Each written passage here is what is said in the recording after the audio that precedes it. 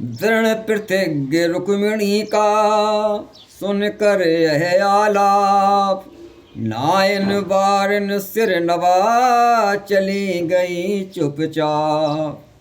अब अपने भगवान की जा चरणों के तीर, ऊक मार कर रुक्मिणी बोली वचन अधीर।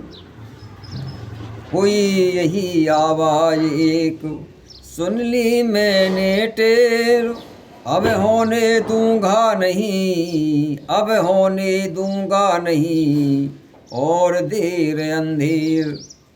रुक्मिणी ने पीछे को मुड़कर देखा,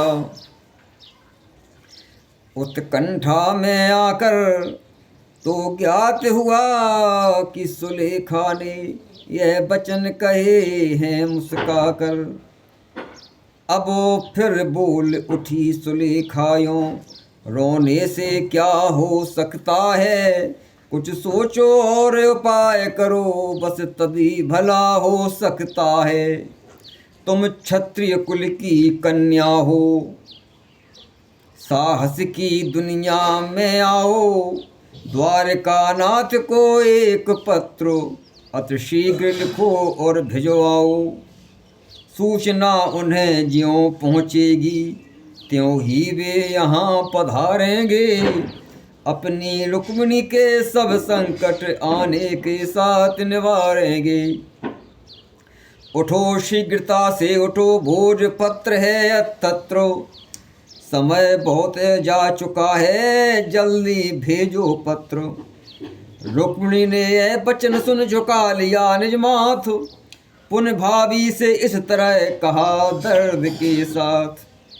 रुक्मिणी की भाभी बोली द्वारकानाथ को पत्र लिखो, अब ज़्यादा देर करने की जरूरत नहीं है, तुम तो क्षत्रिय कुल की वाला हो, साहस से काम।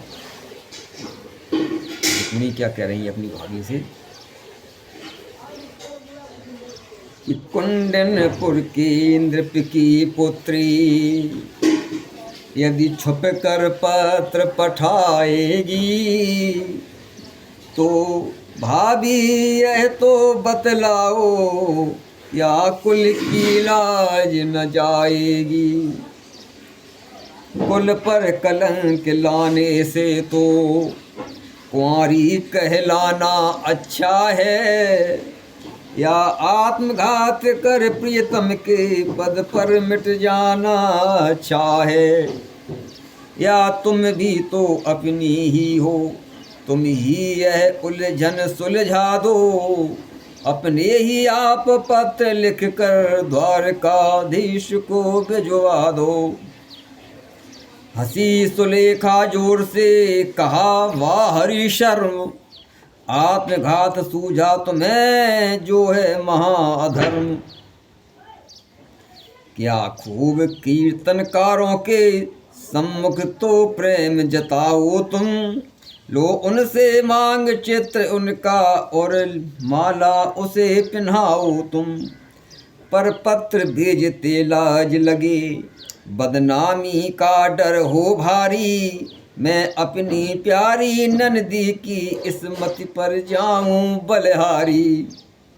दम घोंट रहा दम घोष तनय, किसका मेरा अथवा तेरा, गोपाल वही गोटेरेगी जिसको कि सिंह ने हो घेरा। कुंडनपुर में मत करो मान, करना है मान द्वारका में, जब जा बैठो सम्मान सहित द्वारका नाथ की रक्षा में।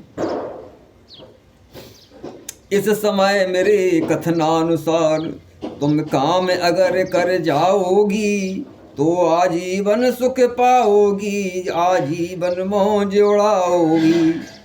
जितने भी हितु तुम्हारे हैं उन सब की यही इच्छा है, लो साफ साफ अब कहती हूँ राजा रानी की आज्ञा है। उनकी इच्छा है कृष्ण यहाँ आकर संकट संवरण करें, शिशुपाल के दल को कर परास्त रुक्मिणी का पाणी ग्रहण करें।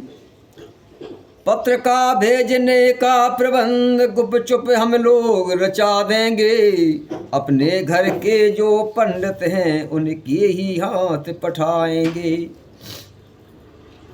अब और अधिक सोचना व्यर्थ, लेखनी उठाओ पत्र लिखो।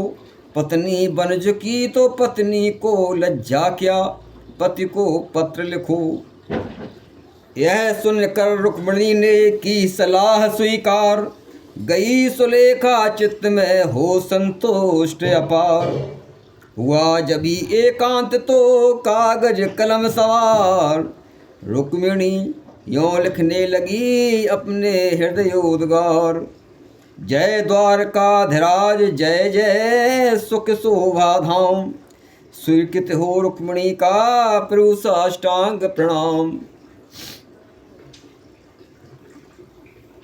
बोलो कृष्ण भगवान की जय।